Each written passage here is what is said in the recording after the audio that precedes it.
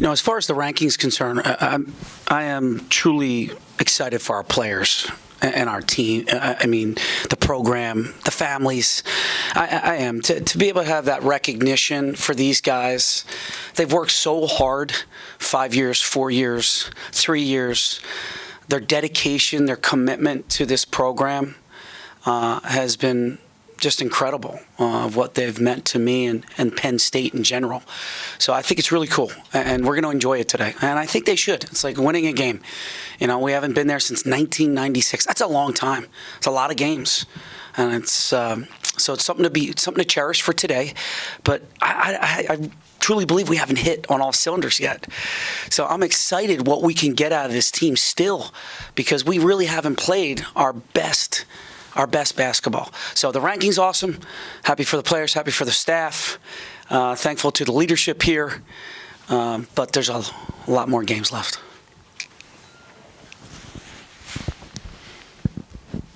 And congrats to Lamar, Player of the Week. That's big.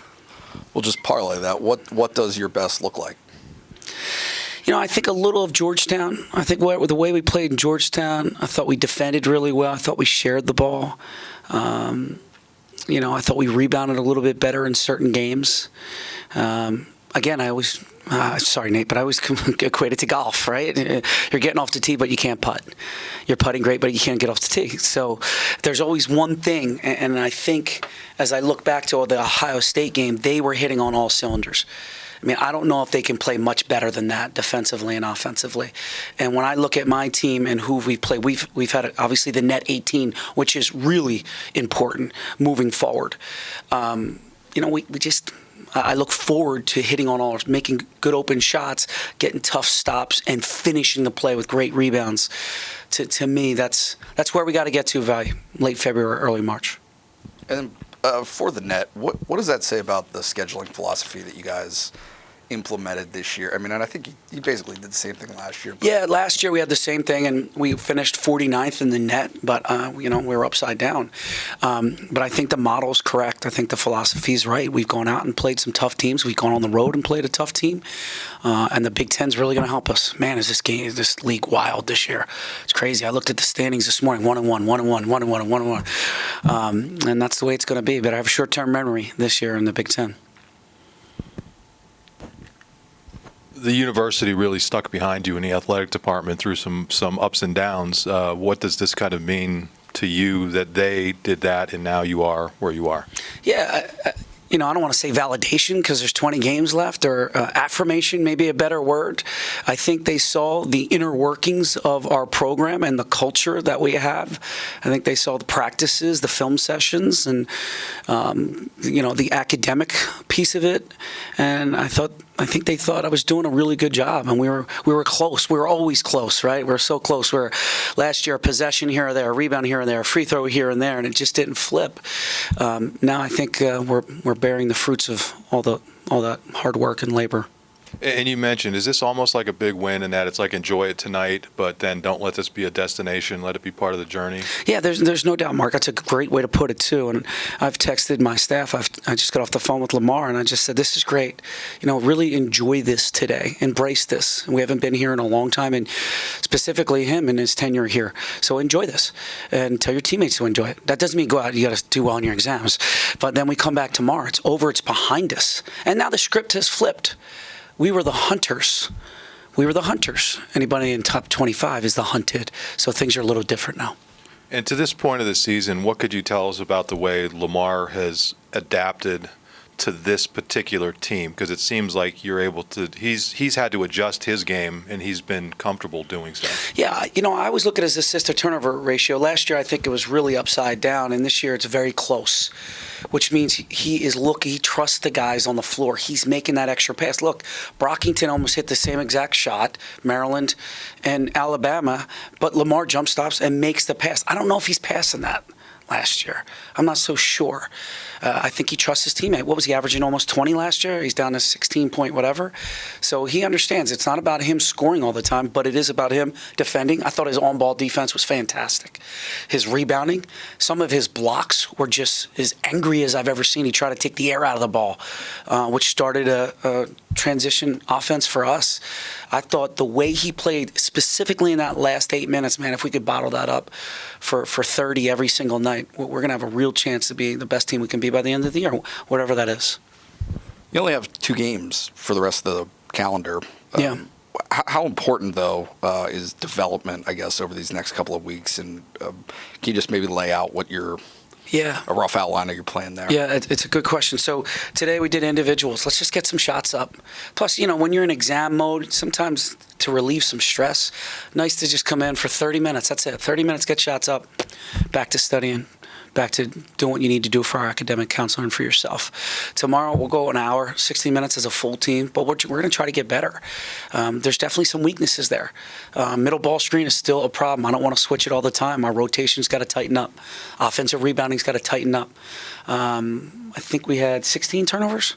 Was it 16? Yeah. Right? 16? It was too many. All right, let's just put it that way. 14 assists, 16 turnovers. So there's some things we got to work on in practice by going up and down to make sure that we're making the simple play, not the Sports Center top 10 play. Let's just make the simple play and make sure we get to 2 points or at least get to the free throw line. So there's some things there that we need to adjust. And on the defense, so let's work on our weaknesses. We'll have a cleanup day Wednesday. Obviously, start preparing for our game on Friday. Give them some time off during Christmas, 4 or 5 days. But then you got Cornell, and Ivy League scares me. I sat next to Tommy Amaker yesterday recruiting. That league is crazy. Yale was terrific. Harvard's terrific. Penn's terrific. They all got upset wins. So we got to be ready to compete every single night, but we need the mindset of growth mindset. Continue to get better. When I was looking back at Saturday's game, I noticed MJ had 17 points. I'm not even sure that we mentioned him in the post-game press conference. How did it get to a point where he goes from a freshman that's kind of playing here and there to now he's just getting 12, 15, 17 a night? I think his development has come from some film watching. I also think it's come from getting in the gym extra. I think it's the weight room. He's still got a long way to go to be a complete player. Defensively, he's got work to do. Offensively, he's still working on making better decisions. But, man, he is shooting the ball with great confidence, and we have great belief in him. Well, look, we drew up plays for him as well as Lamar in the last 4 minutes. I mean, that should tell you something. And you guys started off shooting the ball pretty well this season, and we know that you're a team that's going to continue to shoot the 3, but that's kind of fallen off a little bit over the past few games. Is that the ebb and flow of the season? Is that not getting looks? What can you attribute that to? I think it's the ebb and flow of the season. I think it's the mental conditioning aspect of it when certain guys aren't making shots. Now they're questioning, it looks like a golf hole. And when I'm trying to give them the confidence to shoot the ball at a high level, I think Miles, the last 2 games, shot the ball better, but we know he can shoot it much better than he is right now. Curtis only played 4 minutes against Maryland, comes out and does a great job for us because you watch him in practice. He wasn't happy that he didn't play, but it wasn't outwardly unhappy. He went out and proved, I've earned my minutes. I'm going to prove it to you again. He went out and had great practices, and he shot the ball well. So I knew that Curtis would play big in this Alabama game, and my hunch was, our staff and the hunch was correct. What was your reaction when you found out you guys are ranked, not only the people, but at size 19 or 18, in the net rankings? And then what does this mean for you personally? I know you mentioned the affirmation and you feel great for the families, but what does it mean for you personally after everything you've been through here? It's all about staying the course. A great woman texted me this morning, which I would have to beep out some things, but the persistency that we have here as a staff and as the leader of the men's basketball program. We don't get down. Obviously, after the game, if we lose, sure, you're going to be upset for a little bit. But we come back with a great attitude the next day, knowing that we got to work harder. We got to continue to show up and try to do it the right way, and that's what we've done. So when I first received the news, there was some joy. There's no doubt. There was a smile, like, wow, we're being recognized finally that we are one of the best teams as of today in the country, and that's great to see, great to witness, great to hear. And I shared a nice text with my staff to let them know I was proud of them for everything they've done. But there's a lot more work to do, as you know. But today, this very minute, we're gonna be happy about it, and we're gonna embrace it, and we're gonna enjoy it. Tomorrow, we're back to work because we know how hard this next 20 games is gonna be. Coach, is there a moment or a story you'd like to share that kind of describes how this team is different from last year or the previous years that maybe you realize that you guys could take this next step? Wow. I go back to that retreat. I know you're probably looking for a game, but I'm going to go back to the retreat in Stone Harbor, New Jersey. The cohesiveness, the atmosphere, the connectivity, the love was so genuine and authentic. It was so powerful. And I don't want to be too dramatic, but it really was. Like, we had a Navy SEAL come in. He's fantastic, Mark McGinnis, and we learned so much in that segment. But we said, okay, you guys can go to the beach, you can go to the wave runners, you can do whatever. And they said, no, we want to sit here. We want to sit here. And I had nothing to do with it. I said, okay, cool. We left. I was with the commander, Mark McGinnis, for at least an hour. I came back, they were still in there, on their own. And that, to me, I had a feeling or a hunch that we might have something special here. You don't know until you start playing games. You don't know until you see who gets the minutes, too. When you divvy up the minutes, people go sideways. But I think that love, that connection, that genuine care for one another, I think you're seeing shine through. Hence, Old Miss, disaster, come back, beat Syracuse. Like, I know Syracuse is having a tough season. It doesn't matter. We're in New York. We're kind of reeling a little bit, and that connection, that love brought us through. Ohio State, we haven't lost by 30 in 4 years. Come back and beat Maryland, top 5 team in the country. In a convincing way. I think that shows you. I'm not sure that would happen in years past. Not to say we weren't connected, not to say there wasn't love, there was, but I think there's a deeper love for one another in that locker room than ever before.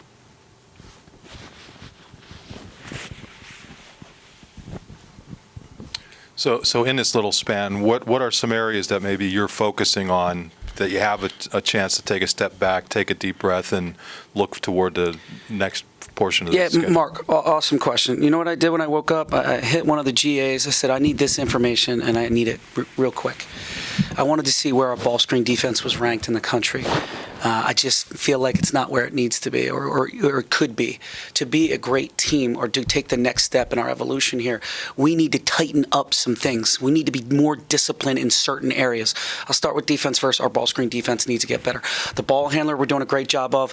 The pop guy, Wesson, for example, not doing a great job. So we got to clean that up somehow, some way. So we got to come up with some solutions there. That's one. Offensively, I think there could be more space out there. I think we're bunched up sometimes. I think we could be in our corners. We could be more sideline.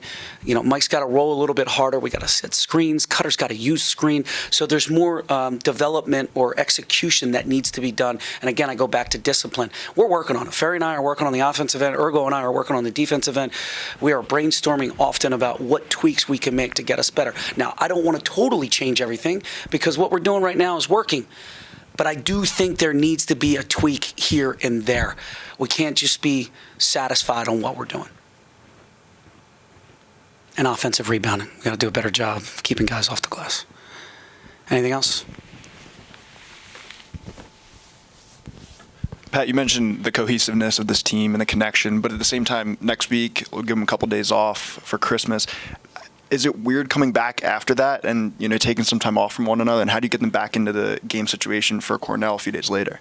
Yeah, that's up to us. And that's up to their mental conditioning. Again, guys, look, I'm looking at the Big Ten right now. If you don't have incredible mental toughness or mental fitness, however you want to say it, to compete every day in practice, to get better every day in practice, because on any given night, somebody in the Big Ten, there's going to be upsets, there's going to be wins. It's just Nebraska beating Purdue, last night Minnesota beating Ohio State. I mean, as soon as Christmas is over, I want them to enjoy that. Spend time with your families. It's a great time of year. But once we get back to campus, once we get in between those lines, we got to be ready to get better. We got to be ready to compete because things are different now. We have flipped the script. So we got to be ready to continue that process of getting better. Nate, I thought we were done. I know, just one more. It seems like, the home away, particularly in the Big Ten, has been important, and you guys have won how many in a row at home? 10? 11. Do you feel like you're starting to, in this building, have some type of home court? Nate, I appreciate you. I think the reason I'm saying that is because I think the students have made the difference. I think we've had a home court advantage our last 2 games for sure. It was extremely loud. Now, we started off slow. There's nothing real cheer about. But then when we started to make our run, it was really loud. And we need that home court advantage. I mean, they've been coming out. They do believe in us. I really believe that. Over the last 3 years, our ticket sales have been great.